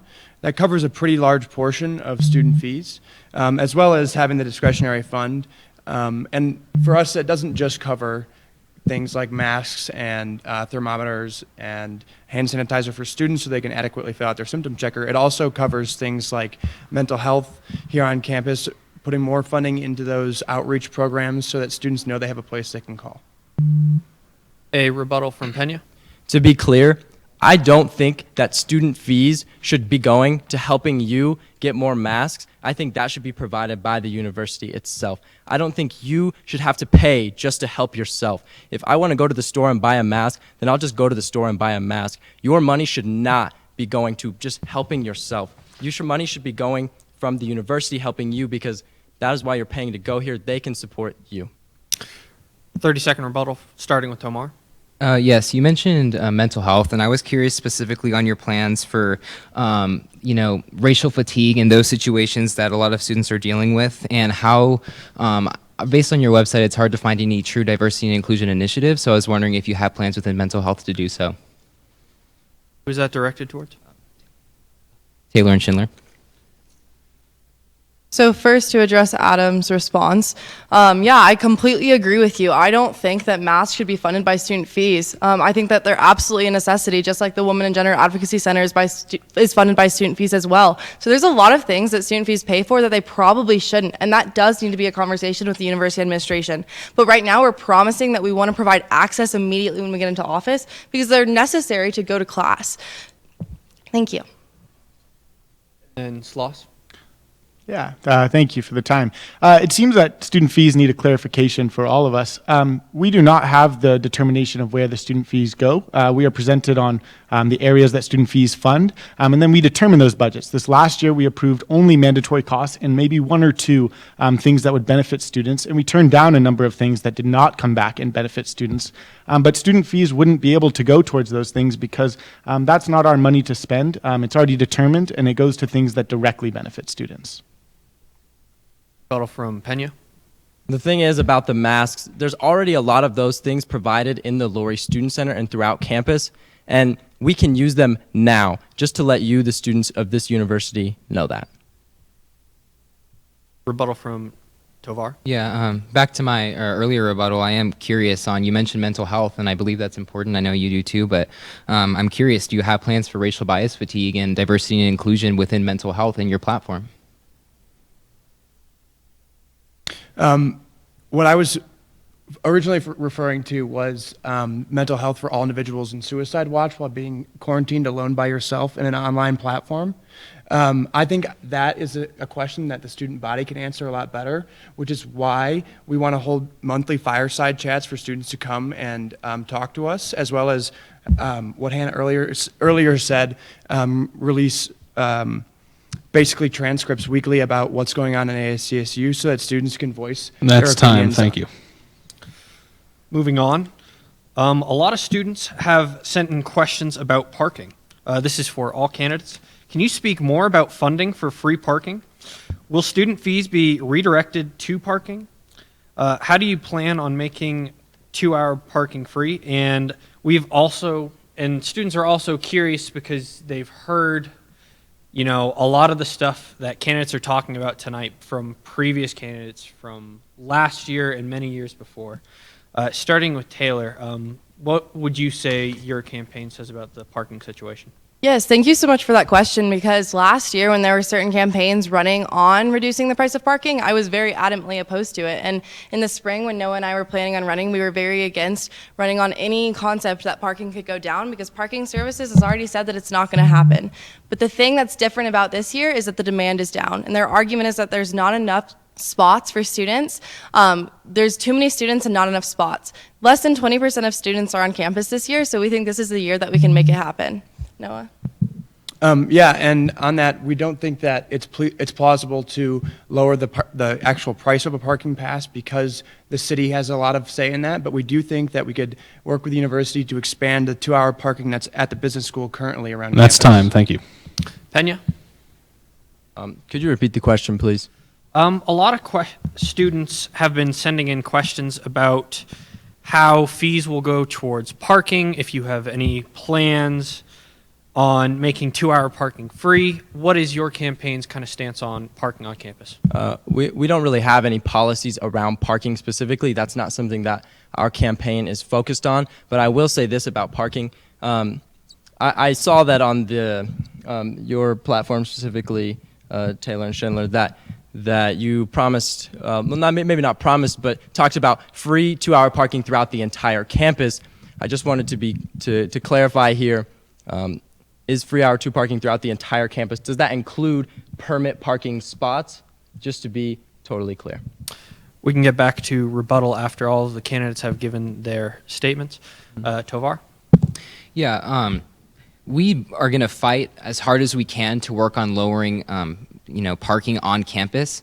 But it would just be not transparent, and it would be a lie to the student voice if we told you that we're going to run on parking and to get it accomplished within 1 year, because it goes through so many steps, so many hoops, so many different financial situations. The college is currently in debt. There's multiple factors going into that, and saying that you're running on parking this year for the student body is a blatant lie, and it needs to be addressed on transparency about that. I would like to also add that the price to make a spot is around $10,000. And while I don't have a car, I know that a spot is around $600. And so lowering that or even making it free seems not very tangible. That's time. Thank you. Sloss? We thank you for the question on parking. We believe that students should get honest answers, not just from the administration they elect, but from the candidates here talking to them now and debating about it. And the honest answer is that parking is one of the revenues for the university. And this year, that revenue has gone down significantly. And asking them to slash their rates and offer us free parking might not be realistic. But what we can do is continue the work of past administrations to lower parking costs overall, although it may not be accomplished in full. But what we can do is look at discounted rates for students that need it, like students with disabilities or adult learners and veterans that are only coming to campus via car. And for undergraduate students, we encourage alternative transportation using things like Bird and That's using time. things Thank like you. buses. So thank you. Would you still like to repeat? Taylor? Respond? Respond. No. Sorry, I thought you raised your hand. All right. How do you feel about the candidates running for speaker, and how will you work with them with the eventual winner? Excuse me. Starting with Pena. Awesome. Well, firstly, I just want to build a relationship with them. I just want to get to know them for the person that they are, because I understand that the strongest teams know each other well and they have a strong bond. And then that mutual respect forms for one another. And from that mutual respect, we can come together to work on legislation, to work on things together. Because I understand that at the end of the day, beyond the legislation, beyond all the other things that we're talking about here, the government, there's a student that goes home at the end of the day, and they might play ultimate frisbee. They might cook with their friends. They might play chess. And I want to connect with that person individually for their genuine interests and passions so that we can move forward together to work on the things that matter for the students of this university. Thank you. Sloss? I would not commit to building a relationship with somebody I don't know. Fortunately, I know all 4 candidates. Lise, Christian, Kyle, and Tristan are all running and are viable candidates for you to select. All of them have experience in ASCSU, and all of them hope to do good things for the university. I believe that in our position, working alongside with any of them would be a great opportunity to continue to develop the relationship that we already have, as well as move forward.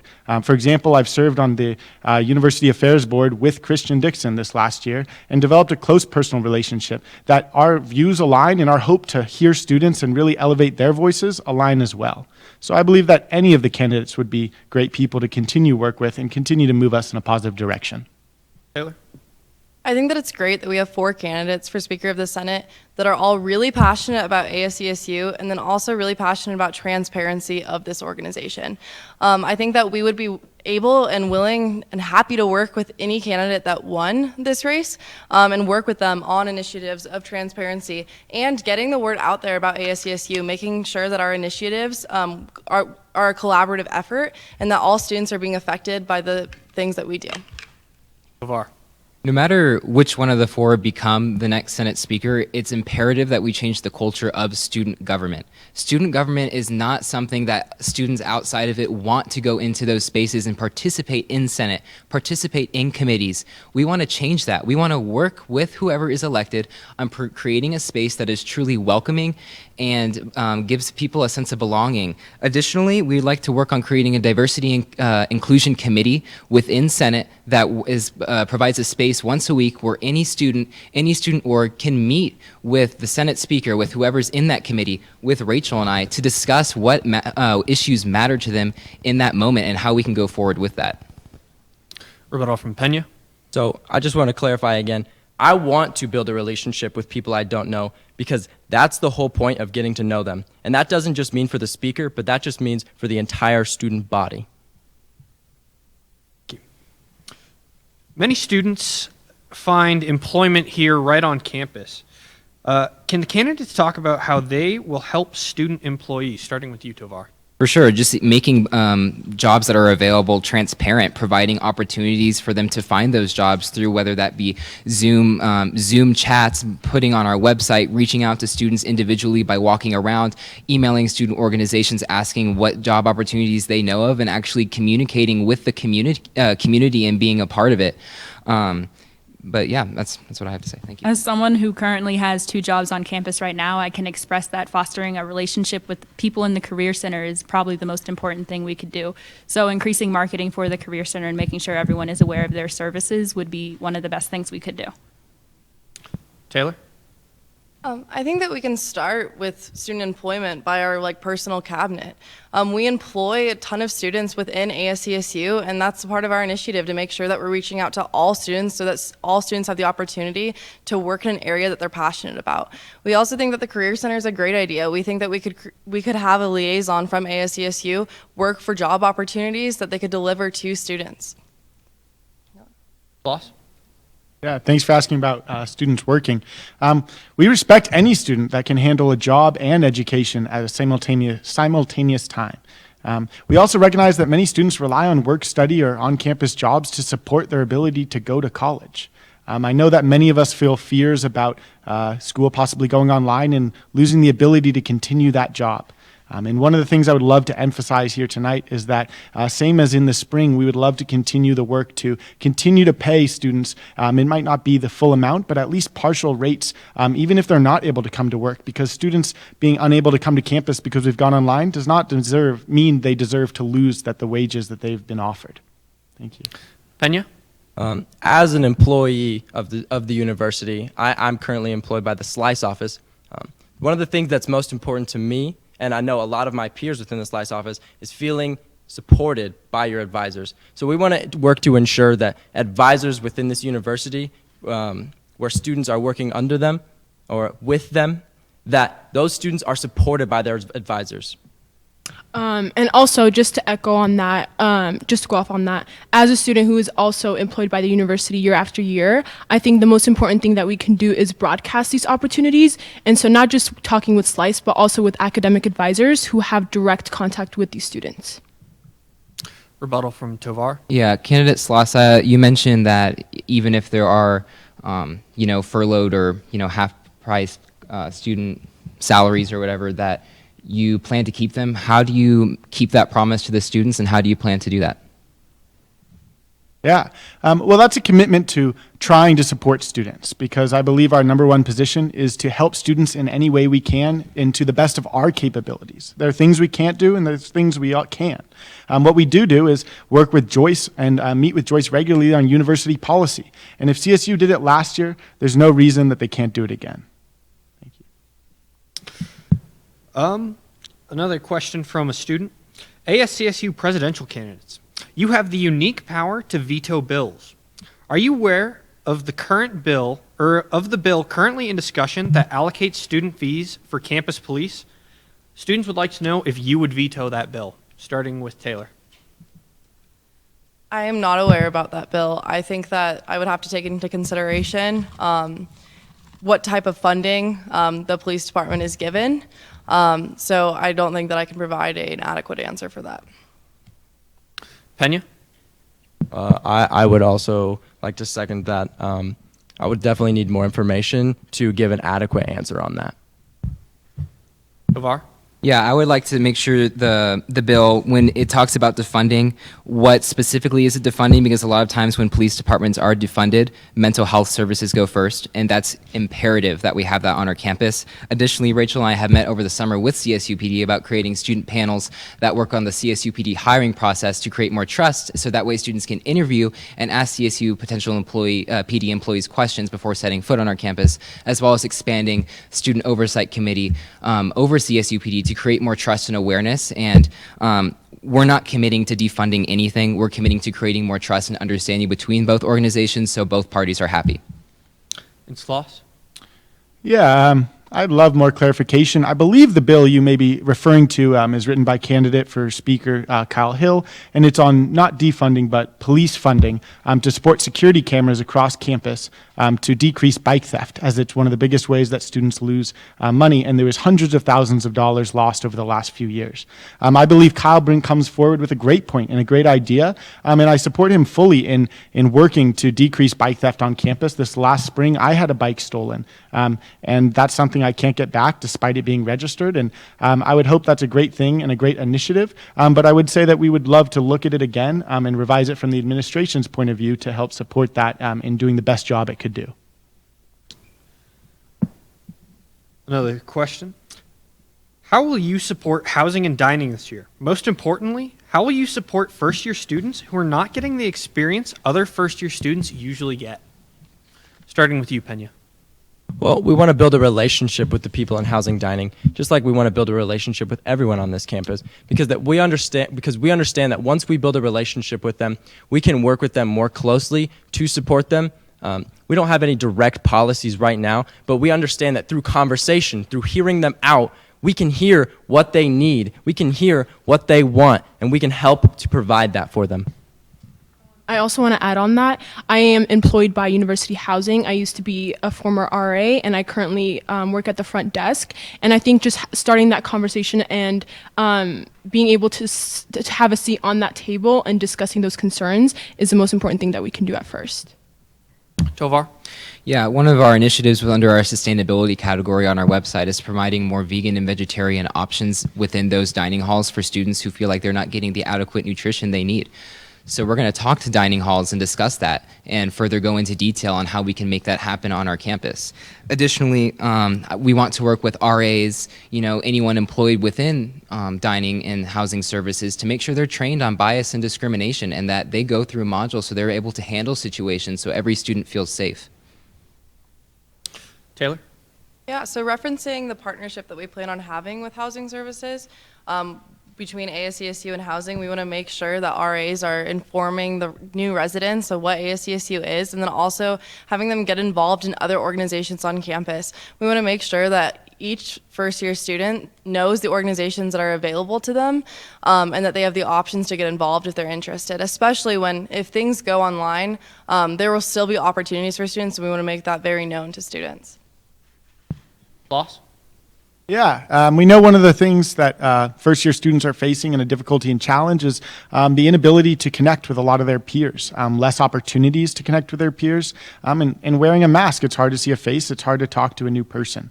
ASCSU would make a commitment to reach out to first-year students to offer access to the opportunities and engagements like extracurricular organizations and Greek life and things that are still going on that students could get engaged in. I also encourage first-year students to check out local areas that have lots of college students like City Park, Old Town. They're both in walking distance, and they'd be a great place to meet new people and feel more engaged and connected to the community that you're now a part of. So welcome.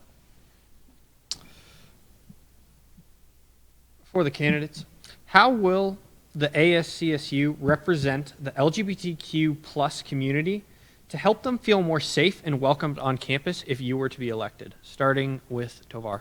For sure, by directly involving them in conversations and finding a way to engage.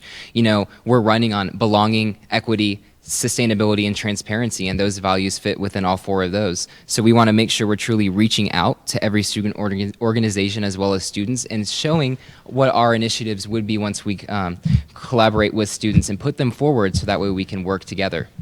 I mean, as someone who's a part of that community, I can tell you right now, I don't really feel safe or represented on campus, but that's part of the reason I'm running. I'm hoping that Diego and I can change this culture and we can create that dialogue that we previously have not seen, and that will be through meeting with SDPS offices as well as other student orgs to make sure every student voice is truly heard. Pena? Yeah, I can answer that. This goes part of our campaign slogan, Unity for our community. We know that there are students on this campus who feel underrepresented, who feel unsafe because of their identity, and we don't want to just welcome them into the table, but also validate them.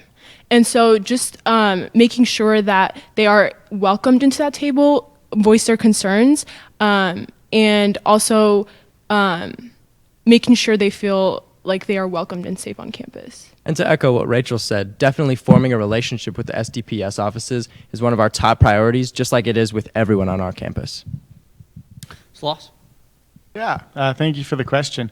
We would love to continue work with the Pride Resource Center and a number of these other offices to continue to support and elevate the voices of those students that are part of that community. But because we believe that, as we've mentioned, we believe CSU should be a home for every student, and they should feel safe and comfortable on our campus. And that work means working directly with those offices, as well as putting people that are part of that community in positions that they can make effective change. And that would be bringing people in to be part of our cabinet that represent that group. That would also mean getting people put on committees across campus, as there's 60 different committees that we can put student representatives on, and find the places that change will be most impactful and make that change for those students. And Taylor?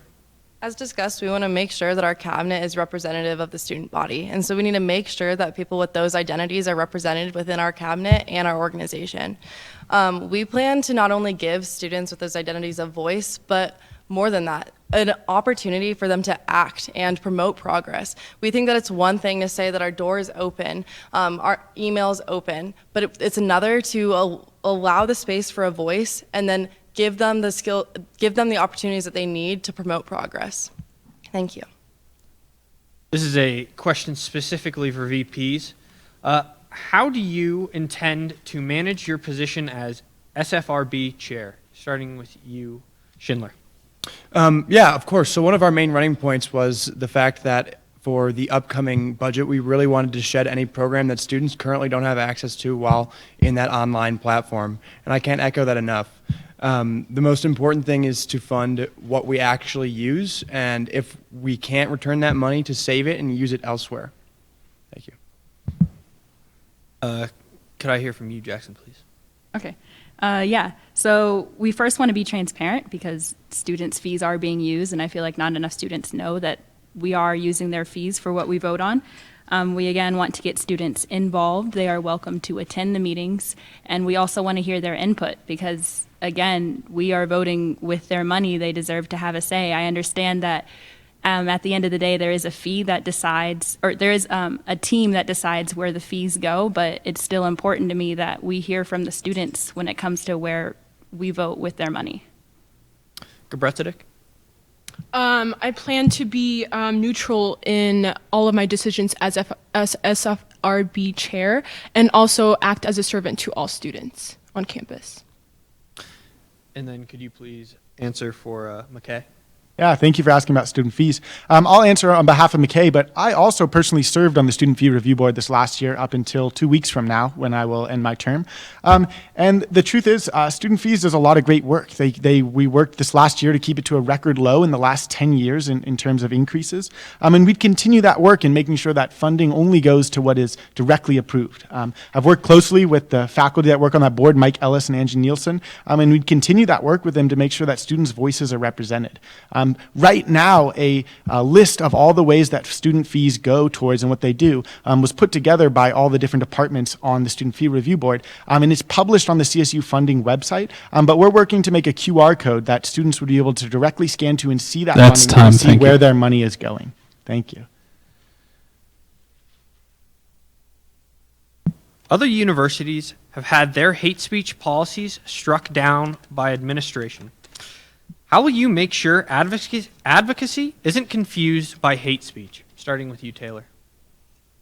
So We do not have a platform that says that hate speech, that we are going to work with Code of Conduct to ban hate speech. While it's unfortunate that some people hold the beliefs that they do to participate in hate speech, a university is a place for open dialogue. And we think that filtering speech on university campuses isn't something that we plan on doing. And not, if I could add, not to mention that if we're only getting a quarter of the student body to vote on whether or not their presidential candidate, or who their presidential candidates are going to be, then we probably won't be able to get all their input on what the proper definition of hate speech for CSU students is. Sloss? Yeah. Thank you for the question. I too have felt unheard or unanswered on this campus. As a Jewish student, swastikas being drawn on campus was offensive, hurtful, and felt like it wasn't a place for me to be. So I too can recognize the students that out there that feel unheard and feel like they want that support. What we can say is that banning language or banning actions, that doesn't fall within the First Amendment. What does is making it unacceptable for students to do things like blackface or hang nooses or say vulgar do vulgar things like drawing swastikas. So what we can say is that we'd revise the code and make sure that it upholds the beliefs and things that we stand for, but we also won't say that we will take away words from people's mouths because that too is not acceptable. Pena?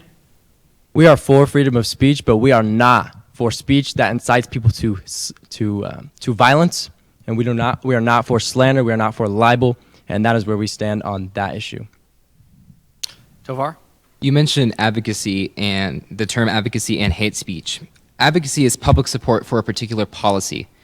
There's no policy that involves calling out someone based on how they look, their identity, their culture, how they speak, anything of the sort. We will not tolerate bullying on our campus. Yes, we cannot limit what people say, and we're not trying to, but we need education and educational resources for those who do commit discriminatory actions on campus to hold people accountable. And also, I would like to talk about, Rachel and I have a heavy platform for creating racial fatigue counselors so that way students who are in pain can seek help, because it's not fair for them to be in this alone. First Amendment. That's time, thank you. Okay.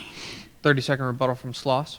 Yeah, I would just love clarification, if you would, on saying that you will not limit people's words or use of speech, but also defining hate speech and then how you will implement that. I have no qualms with it, but I'm curious to how you find a balance and a medium between those two. Yeah, not limiting someone's words is, letting people what they say, and we understand that's fine. But there's a term where you're blatantly bullying someone, blatantly using derogatory terms to complete a motive of hurting someone's feelings and someone's beliefs, or not beliefs, someone's feelings and someone's culture. And so we want to make sure that every student on campus has a platform where they feel like they belong, and we believe diversity and inclusion involves creating a definition for hate speech to make sure every student's voice is heard and represented properly. Schindler? If that definition exists, what is the repercussion for breaking the definition? For sure, yeah. Education, I talked about this earlier in the first half of the debate, if you were listening, about how we want to plan educational resources for students to go where, for instance, if you cheat, if you have domestic abuse issues within dorms or anything of that sort, it'd be run through the same process there. Just to clarify, the school would still implement the punishment of forcing you to go to that educational resource because you broke the student code of conduct for the definition of hate speech. If you break the student code of conduct, you have to be educated because that's how the student conduct works. We all have to follow it. I'm not limiting what anyone says. I'm not saying that you can't be discriminatory, but if you are on this campus with Rachel and I as president and vice president, we will work hard to make sure that every voice is, heard and being properly evaluated on what those situations are to ensure there isn't racism or bias on our campus. I'm sorry, I think I'm a little confused on how we can say Rams take care of Rams and call this a safe space and then be so anti creating a definition of hate speech. On a rebuttal, Schindler? I'm in no way against that. I just wanted to understand the actual process of the plan. Yeah, I would like to just mention that our plan is on our website. We're very transparent on everything we have. I don't see any plans for free parking on specific details on how you plan to accomplish that, U+2 reform. I would like to see those on your website. I would like to see you be as transparent as we are with having diversity and inclusion initiatives where I can't even find that on your website. Why do you not have anything related to diversity and inclusion even mentioned? I think that's the bigger issue. Moving on. We're going to let them rebuttal on that because that was a point of Yeah. order out of question bounds. So both of you can rebuttal, starting with Taylor. Diego, if you're like interested about our set plan for parking for U+2 reform, I would love to speak with you, and you can reach us on multiple like sources through our social media, through our website, because we do have these set plans, and diversity and inclusion is really important to us, and we've spoken on that a little bit in the debate. It's just very hard to go through our plans within the 30 seconds time frame that we have tonight. Sloss. I do not, as much as I support all of our students in needing affordable parking, I do not believe parking costs are a bigger issue than students feeling safe and respected on our campus, and I want to make that clear. Tovar. You mentioned how it was hard, and to make progress, you need to have hard work. And if you're not willing to list out those things on your website now and not be transparent to the student body now in terms of the campaign on specific diversity and inclusion initiatives on your website and not making students actually contact you individually, then I just don't see how you're going to be transparent in office in terms of that. One final rebuttal. Okay, yeah, absolutely. So I see what you're saying. I'm just saying it's difficult to explain it in 30 seconds. On our website, we do have resources. We posted a video, have made multiple posts on different forms of social media on our direct plans for each platform, and they will continue throughout the next couple of weeks, so please stay tuned. Many of you have spoken about working with administration, and many students are curious. Have Joyce and other administrators been informed of these proposed solutions, Zoom calls, any of the work you plan to do with them? And do they say that they will dedicate time for your plans of action? Starting with Taylor. So we do not, it's not a part of our platform to have regular Zoom meetings with students. And Joyce, we have not spoken with her about that. And we don't think it would be fair to say that she would be at a Zoom meeting every single month unless we got a definite answer from her. Yeah, thank you. What we do talk about is having regular fireside chats between students and our administration so that they could voice their concerns to us. Sloss. Thank you for asking about what Joyce would be able to do for students. We make no promises on what Joyce will or will not do because that's Joyce and that's not us. And what we do speak on is us and what we can do. What we can promise is open office hours and meetings directly with your student leadership, myself and Mkay, so that your voices are heard when we go into the meetings that are guaranteed to happen directly with Joyce. We would be happy to speak with Joyce about opening opportunities. She's held town halls in the past and more opportunities for you to speak directly to her. But what we can tell you right here, right now, is that we would be directly available for you to then voice your concerns directly to Joyce. Pena? So specifically, we have not met with her, but we have not, and we also have not said that we promised that. But what we have said is that we are proposing this. We are proposing the monthly Q&A session. Not only that, but the first thing we plan to do is to discuss this plan when we meet with her. I also want to add that we've spoken to other administrators within the administration, such as the Dean of Students, who have emphasized to us regularly how they want direct contact with students to hear their concerns. And as a presidential ambassador on this campus, I have spoken to Joyce on a personal level, who has spoken about how she wants to hear student voices. Tovar? So Rachel and I, as President and Vice President of Manners, took the initiative last fall when she sent out an email asking for proposals to send one in with our organization. We've met with her staff, not with her directly, but with her staff about, that and how we can include those into the RBEI committee that exists. And so we've put our proposals forward and we've created that connection. Additionally, over the summer, we've met with the CSU Police Department. We've met with the library. These aren't things we're proposing for the future. These are things we've proposed now that we're going to create traction on more once we get in office. What initiatives do you have to support students of color in terms of actual tangible policies? Starting with Tovar. Yeah, for sure. First would be a definition of hate speech because that's super important on our campus, but I'll talk about some other things since we've talked about that. I want to create a freshman orientation module for bias and discrimination, as well as a student, staff, and faculty and employee module that would be required eventually. I would like to work with housing and dining services to make sure that they have training on bias and discrimination. I'd like to work on diversifying health on campus to make sure everyone's mental, physical, emotional, social, and spiritual health is addressed through SDPS-related counselors that focus on racial fatigue, because that's equally as important. We'd like to update security cameras to make sure they all work. We'd like to work with Joyce McConnell on the transparency over the race, bias, and equity initiative. We'd like to create a diversity course requirement relating to AUCC credits. We'd like to create professional development events. And that's time. Thank and you. please check out our website That's for all time. those Thank you. details. Taylor. So I think the most important thing when it comes to diversity and inclusion here on campus is leading by example. So me and Taylor talked about how we are going to make sure that each member of our cabinet is of a diverse background and thought, because they're the people around us who will challenge every idea we have. We also think it's extremely important to speak less and listen more, because we have more to learn from others than they have to learn from us, which is why we want to implement things like fireside chats monthly, so that students can reach out and tell us where they think the most change needs to happen to ensure that there is a maximized amount of diversity and inclusion in all areas at CSU, because each and every student deserves to achieve their goal of getting their degree in the most safe and inclusive That's time. Thank environment you. possible. That's time. Thank you. Excuse me. Sloss. I'd love to directly and specifically answer the question. Could you say it again for me, please? Absolutely.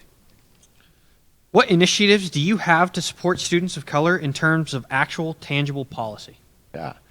Thank you. I'm glad you asked about actual tangible policy. I believe that our campaign should not be large promises to get your vote. I believe they should be commitments to things that we can actually do when we're in office. For us, that looked like implementing a diversity and inclusivity training module for all students when they come to campus so they understand the values. Same as some of the other campaigns, we believe in representation, and that means within our cabinet, it would mean making sure that students are represented. But most of all, we believe that the concerns and those identities and what they need is constantly adapting. So for us, that looks like reaching out directly to those students and asking what we can do for them to help best support them. Thank you. Pena? Yeah, I can answer that. As a first-generation woman of color on this campus, I think one of the most important things is representation. And so with these community building events that we plan to have on this campus, we want students of all backgrounds, of all diverse backgrounds, to be at the table and to be validated. And with that, we want to reach out to all SDPS offices. We want to reach out to underrepresented students, such as veteran students, adult learners. And I think representation brings voices that are not heard on this campus, and it will give them a platform to bring change onto this campus as well. And speaking of student veterans, how will you support adult and veteran students, as they are a demographic that is often ignored? Starting with you, Sloss. Yeah, I'm glad you asked the question. A few days ago, tabling, we had a student approach us on the plaza and directly ask what we could do for veterans such as himself. That prompted us, while we already had some ideas on how we, ASCSU funds and supports the ALVS office, I reached out directly to the assistant director of ALVS and asked what could we do for them. Because I believe as an undergrad student who's 21 years old, I might not know all the needs and concerns of a 24, a 26, a 28, or 30 and beyond student. And so what I believe is that our best option is to ask those students how we can best support them. And one of the ways that we've started brainstorming would be discounted student passes for parking, because there's some of the students that guaranteed need parking and can't use alternative transportation. That's time. Thank you. Tovar? Yeah, a lot of our veteran learners oftentimes work, off hours or night classes, and we want to make sure that there's after-hour help for those. We want to create counseling and transportation options for students with disabilities, which we've talked to the Disability Center about doing that. We want to create, places where tutoring can be held for students, as well as we want to reach out specifically with them and hear their voice, because by no means, being transparent, Rachel and I are not student veterans, and we for sure do not know all the issues that are on campus with student veterans. So we love that dialogue. We love to connect. We love to find ways to work on funding and partnering in events. We love to create resources and make it more a tangible experience for you on campus. Pena? Yes, we would like to talk to the Veteran Services Office and talk with the directors and assistant directors to see what we can do as student body president and vice president to help alleviate the inequities and inequalities that exist that prevent veteran students from being able to be part of this community, and also bringing them in with an ASCSU as representatives. And Taylor? Yeah, so we want to make sure that our outreach is outside of just like the Instagram, the website, so that we make it like more compatible for non-traditional learners and veterans. So we think that we should dedicate a position within ASCSU for adult learners and veterans, because they have a completely different experience than us, and the best people that we can learn that from is them. And so we think that we should have one of them to represent that population. Couldn't have said it better myself. Bottle from Sloss. Clarification for the Taylor Schindler. When you say within ASCSU, do you mean specifically within the executive branch? There's already a senator for ALVS, so Yeah, would within that our be cabinet. right on? Yes, right on. absolutely. Thank you. Awesome. This question is for,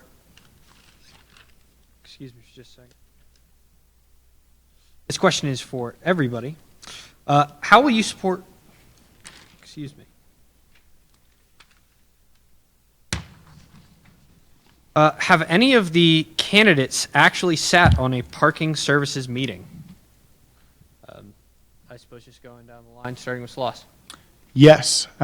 As I mentioned earlier, I interned for the vice president of administration ASCSU, Alex Ferris, this last year. And I joined her at a parking meeting where we discussed parking fees, parking costs, and what it looks like. That's why I can speak with certainty that there are no guarantees with how parking services will change, because it is a required revenue for CSU. What I can say is that we've already started developing relationships with those that work in parking services, and we continue to look at options that would best support the students that need changes in the parking costs. Thank you. Taylor? Yeah, so I've never sat on a parking services board meeting, but I have sat on board meetings where there are representatives from parking services. And then I've also worked with other people during my time with ASCSU that have sat in on those parking services meetings to get the information from them there. Which is exactly why our main platform is innovative transportation. We want to give students more options now that bus capacities are limited, that including birds and any ground we can take when it comes to parking. Tovar?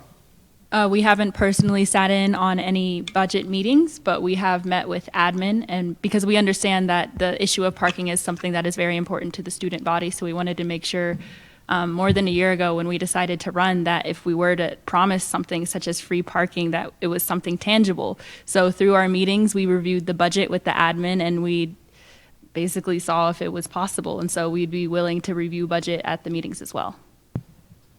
Pena? So we have not met with any of on the budget meetings, but we have met with the director and assistant director of parking when Mary and I were orientation leaders, actually, because it was our job to teach students about parking services on campus. So we do understand a few ins and outs of parking, for example, like the fact that they are self-funded, they are not funded by the university itself. That's just one of the few things that we know about parking. How will candidates maintain a high level of environmental sustainability on campus? Starting with Taylor.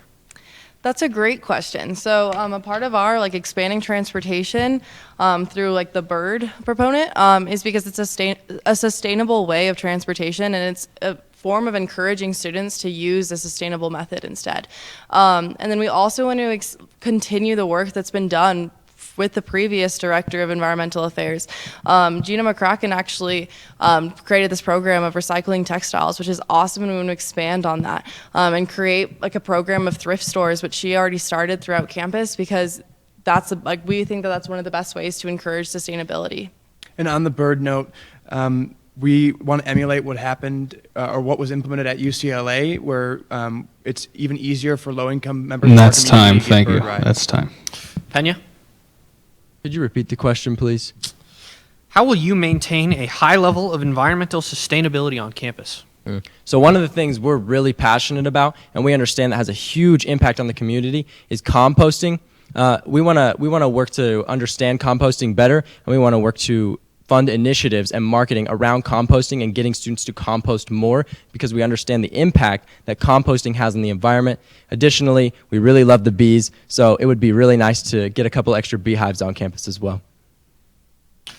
Could I get your statement, and then we will do rebuttal after all candidates have For given sure. statements. Yeah, Rachel and I are both in the Warner College of Natural Resources. My major is ecosystem science and sustainability. I'm all about sustainability. I actually passed a bill within ASCSU Senate called Clothing Donation Bins Bill, which will bring 3 on-campus clothing donation bins to bring on-campus thrift stores, and I've secured funding for it. Also, we work to create supply boxes in each college. So say you need a glue stick one time. You don't want to spend $5 at the library, go to the supply box, use it, wipe it off, put it back, honor system, you save $5. We want to add more vegan and vegetarian options in the dining hall. We want to work on possibly creating a pocket pantry and tilt if funds are available. We also want to add composting bins near all LSC coffee shops and any coffee shop on campus, and additionally, eventually in all dining halls as well. We also want to have benches at the bus stops for students who are And that's time. inaccessible. Thank you. Sloss? Yeah, we would love to encourage sustainability on our campus. Being from California, I'm used to composting as a regular. Moving to Colorado was quite a surprise. Some of the ways that we'd support students would be things that students can do that engage in environmentally friendly behaviors without uprooting their lifestyle or their regular things. That looks like using alternative transportation, carpooling to campus. You save on parking and you save on gas. It looks like possibly working with our environmental affairs director in starting a composting initiative on campus. I've joined sustainability clubs on campus. I've seen the work that students are putting forward, and I think it would be a group effort on what is convenient for us and what we can engage in, and that we'd be happy to engage in. Thank you. Yes. I just have a question about the free bird scooters. They have been highlighted as a more sustainable option, but I mean, a quick Google search has shown me that the carbon footprint created to make, create, and ship out a bird scooter is almost the same as a car's emissions. So I'm not quite sure what research was done in that, and if that really is the more sustainable option. So bird scooters are electric. We can't destroy the scooters that are already made. Now, of course, you should shift towards using a bicycle, but not everyone can afford it. So the most important part is using the resources we have that are already around us to decrease our personal carbon footprint every day. I would encourage you not to go out and buy a bird scooter by yourself, but if they're sitting around on campus and you can add to the sustainability that we are promoting here on campus. And that's do it. time. Thank you. Tovar? Yeah, going off that, you mentioned affordability of bikes. Can you explain how you plan to afford a free bird scooter for everyone and how you plan to get those out, as well as the life cycle assessment, as Rachel said, of making, shipping, charging, collecting, and disposing if needed? There will be broken scooters, and there might be times where you can't fix them. How do you plan to handle that? So you want me to go ahead? Or Yeah, you you want to? can Okay. go. So that falls on the city of Fort Collins. And like we said, the contract renews on December 31st of this year, at which time when they do meet and it is slotted on their docket, we will be at that meeting. We don't control that. Bird scooters are already here, and it's not in CSU's control. It would just be a shame to not let students use it in the best way possible. Now, Bird does partner with low-income communities as well as students on campuses around the country to provide cheaper bird rides for And that's time. Thank you. elderly and That's time. Thank you. students. Final rebuttal from Tovar? Yeah, also relating to sustainability, oftentimes walking on campus, I've seen bird scooters in trees and in random spots, and that does hurt sustainable, ecology and tree growth and, habitats of insects and different animals. And I'd like how you plan to make sure bird scooters aren't put in trees, and how do you hold students accountable for that? Yeah, actually, on that, we can't control people being utterly destructive and trying to hurt our community. What we can do is, if they are caught, run them through the same conduct process that they would normally be run through. We can't stop people from breaking any rule on campus. If they are so driven, that's what will happen, and they deserve to go through that conduct process like any other crime. Thank you. For the candidates, how do you plan on balancing your obligations with your presidency/vice presidency, as well as other obligations? Sloss, excuse me. Thanks for asking. I think we're all students first, and that's a question that comes to mind for all of us. I personally, over my time here at CSU, have become involved in a number of different things. I joined Greek Life. I'm on the Council for the College of Business, DSLC. I'm an FSL ambassador. I'm in ASCSU as a senator, as an intern to the VP, and serving on the Student Fee Review Board, and a number of other opportunities that have come up on campus, such as mentoring youth through College of Business at Fort Morgan, or at the Fort Morgan High School. To me, this becomes the primary concern after school. So I would be able to withdraw from some of those other opportunities to now engage as president after having those experiences and bring them to the table. So for me, it would be student and presidency. Thank you. Thank you. Pena? So there's been no shortage of my involvement on this campus. I'm constantly running around, constantly busy. At any given point during college, I've had at least one job. Most of the time, I've had two, actually. So I am very familiar with balancing lots of things at once. That is actually something I love to do. That's probably where I work best, actually. But specifically for the presidency, this semester, I decided to take 12 credits just so I could focus all my efforts on this campaign. And when we win, so I can be president and focus all my efforts on not just school, but balancing that with being the president of ASCSU. Taylor? So I am involved in Greek life, and I am working, and I am doing school here, and I do have other hobbies that I'm committed to. But just like Jasper had said, that this becomes priority number one. This is the focus that deserves the most of my attention, along with school, and everything else can be pushed away to the side and re-engaged later in life. Yeah, Noah and I are very similar in that sense. I think we thrive on having a busy schedule, but there's obvious when you have a busy schedule, there are priorities that have to be made, and to both of us, this is number one. Tovar?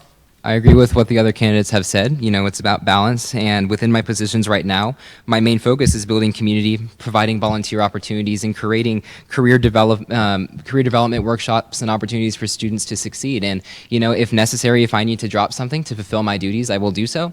But that's just a matter of looking at my schedule and seeing how it works out. And obviously, being your ASCSU president would be my number one priority besides school. Thank you. Students ask, how long will it take to develop the Tovar Jackson app, and will it be usable during the 2020-2021 school year? Yeah, we plan to have that developed by the end of the semester. Working with marketing team, we can get that done very quick. That's going to be one of our main agendas starting out, so that way we can have transparency within ASCSU, within student government, within college councils, within CSU administration, really working to make sure you know who represents your student fees. How do you plan on funding and continually running the app? For sure, you know, if something works and if something's well worthwhile, you continue funding it.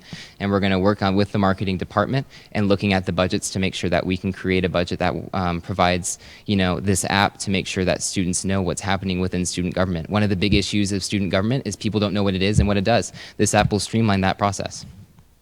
Rebuttal from Sloss. Would you be naming that after yourselves, like a construction company, or like for the services it provides for students? Yeah, this would not be named after us. You know, this is about the students. This would be an ASCSU run app that we hope to continue down from president to keep working. You know, we don't care about our titles. We care about representing the students. How will each candidate organize their cabinet most effectively? Starting with Taylor. So we have two strategies for like our leadership style. Our first is listen more, talk less, because we think that we can learn more from the people around us. And then if you want to talk about the second. Yeah, and then that is our second main point for how we want our cabinet to operate is service leadership. Whatever needs students have, either online or on campus, we want to be a resource for them to approach so that we can give them every needed avenue to go down to make sure that they can achieve whatever goal they're seeking when approaching us. And that's done through our outreach through the fireside chats, of course, office hours, as well as being open to contact at any time. Pena? I care most importantly about surrounding myself with people that disagree with me because I know I don't have all the answers. Therefore, I want to surround myself with people from different backgrounds, different walks of life, different perspectives, so that I have the access to the most different points of view possible so that we can work together and deliberate over those to come up with the best solutions. Tovar? Yeah, we want to work with people who want to change the culture of student government to make sure that the unheard are being heard. We want to make sure that we're providing opportunities where students can find out where these positions are and how to, actually apply to them. And we want to make sure that we're transparent on what their job position would be and what their goals would be within each position. And really just making sure that ASCSU itself is as transparent as possible. Sloss.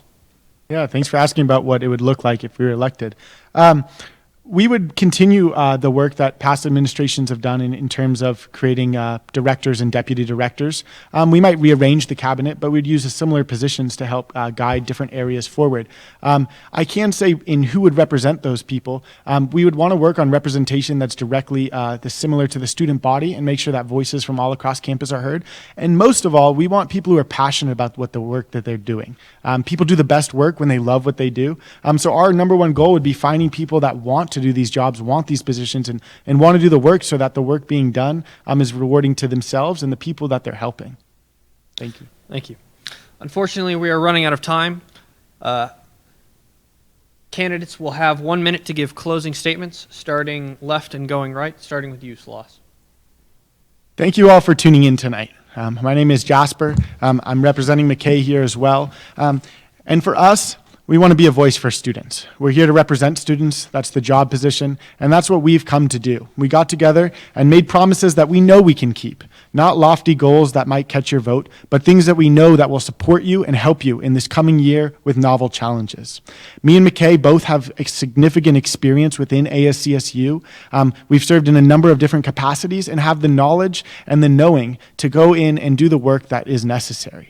Most of all, we want to make sure that your voices are heard. So after this debate, we encourage you to reach out to us, find us on the plaza, DM our Instagram, email us, any way that you see fit. We want to know what you need from your student representatives, and that's what we're here to do. Thank you. Taylor. ASCSU was founded in 1917 not just for the purpose of giving students a voice, but giving students the power to change things on campus. This year, this is when Noah and I want to bring that back. Yeah, we're tired of sitting around and watching nothing happen. And ASCSU's number one goal is to represent the students and not the administration here at school. So vote Taylor Schindler. Tovar. After this debate, it's evidently clear that Rachel and I are the best candidates to be your next president and vice president because we go into belonging, equity, sustainability, and transparency. Our platforms are tangible and can be achieved within our one-year term. Big U+2 reform and free parking comes up every year, but nothing ever changes. Why will these candidates change that? I don't know. So we will continue to work on those initiatives, but promising false platforms is not transparent to the student body. I mean, I'm here because I'm tired. I'm tired of feeling like my voice isn't heard. I'm tired of candidates coming up with the same solution, such as U+2 reform and free parking. I want something different, and I want to change this culture. And I feel like Diego and I can do that, and I hope we can do that, and I hope we secured your vote. Please vote for us September 14th through 16th on RamWeb. Enya. We care most importantly about your humanity. We care most importantly that you feel a sense of belonging in our community. We care most importantly that you, the students, are connected and feel heard by the administration, not just the administration of the university, but the administration of ASCSU. And finally, we care that every student is fed on our campus, and that is why we have proposed all of our major 3 policies, as we have spoken about tonight. We're super grateful for you listening in tonight, and please vote Adam and Mary 2020. Follow us on Instagram, Adam and Mary 2020. Yes, and we just want to say thank you for tuning in, and that our policies are all tangible because we want you to see these changes while you are here at CSU. So thank you so much, and vote Adam and Mary. Peace. Well, I would like to thank the candidates for coming out tonight, and I would like to thank the viewers for watching. Just a quick reminder, students are able to vote on the 14th, 15th, and 16th on RamWeb. Polls close on September 16th at 4 p.m. Thank you and good night.